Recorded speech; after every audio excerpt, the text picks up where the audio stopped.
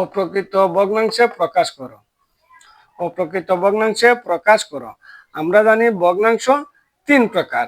একটা হচ্ছে প্রকৃত, একটা প্রকৃত ভগ্নাংশ, একটা অপ্রকৃত ভগ্নাংশ, অপ্রকৃত ভগ্নাংশ, একটা হচ্ছে মিশ্র ভগ্নাংশ।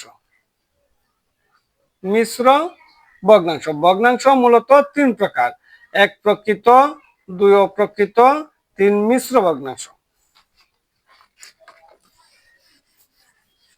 যে ভগ্নাংশের প্রকৃত ভগ্নাংশ কাকে বলে? যে ভগ্নাংশের হর বড়, হর বড়, লব ছোট তাকে প্রকৃত ভগ্নাংশ বলে। যেমন 5/3, 8/2, এগুলো হচ্ছে প্রকৃত ভগ্নাংশ। যে ভগ্নাংশের হর বড়, লব ছোট তাকে বলে প্রকৃত ভগ্নাংশ। ঠিক সেম তার উল্টাটা, যে ভগ্নাংশের হর ছোট, লব বড়, যেমন 5/3, 2/8, এটা হচ্ছে অপ্রকৃত ভগ্নাংশ। যে ভগ্নাংশের হর ছোট, লব বড় তাকে বলে অপ্রকৃত ভগ্নাংশ। আর এটা হচ্ছে মিশ্র ভগ্নাংশ। এই যে এই ভগ্নাংশটা হচ্ছে মিশ্র ভগ্নাংশ। তাহলে এই ভগ্নাংশটারে আমরা অপ্রকৃত ভগ্নাংশে প্রকাশ করব। অপ্রকৃত ভগ্নাংশ প্রকাশ করতে গেলে এইটার এটা গুণ হবে, সাথে উপরের লব যোগ হবে। যেমন 2 পূরণ 3 যোগ 2, তাহলে কত হয়? 3 দুগুণে 6 আর 2-এ 8।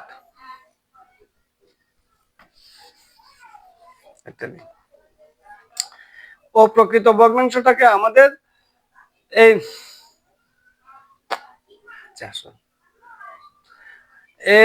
মিশ্র ভগ্নাংশটাকে আমাদের অপ্রকৃত ভগ্নাংশে প্রকাশ করতে হবে।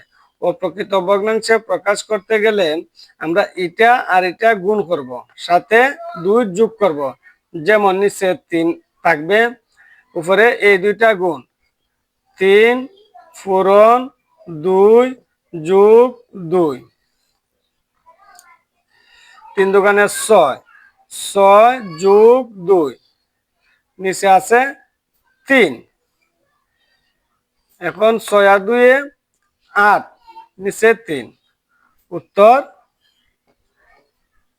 3/8। এটা হচ্ছে অপ্রকৃত ভগ্নাংশ। আচ্ছা, আমি আরেকটা অঙ্ক দেখাচ্ছি। 3 সমস্ত 9/1, 3 সমস্ত 9/1, এটা হচ্ছে 2 নাম্বার। এটা আমরা অপ্রকৃত ভগ্নাংশে প্রকাশ করব। তাহলে আমরা প্রথমেই হরের সাথে এই 3 গুণ করব। যেমন 9 পূরণ 3, আর লব যোগ দেব, যোগ 1, নিচে ভাগ আছে 9, 3 নং 27, যোগ আছে 1, নিচে 9, সমান সমান 27 আর 1-এ 28, নিচে আছে 9। এই যে আমাদের অপ্রকৃত ভগ্নাংশে হয়ে গেছে। উত্তর 9/28। আমি আরেকটা অঙ্ক দেখাচ্ছি তোমাদের সকলের বোঝার স্বার্থে। আশা করি অপ্রকৃত ভগ্নাংশ প্রকাশ করা আর কোনোদিন বলবা না। 3 নাম্বার, 5 সমস্ত 11/5 সমান, আমরা কি জানি হরের সাথে এই 5 গুণ হবে, তাহলে 11 পূরণ 5 যোগ এই লবের 5, নিচে আছে 11, সমান নিচের 11 থাকবে, 5 আর 11 গুণ করলে 5-11 55 যোগ 5, 55 আর 5-এ যোগ করলে 60, নিচে 11। তাহলে উত্তর 11/60 অপ্রকৃত ভগ্নাংশে প্রকাশ হয়ে গেল।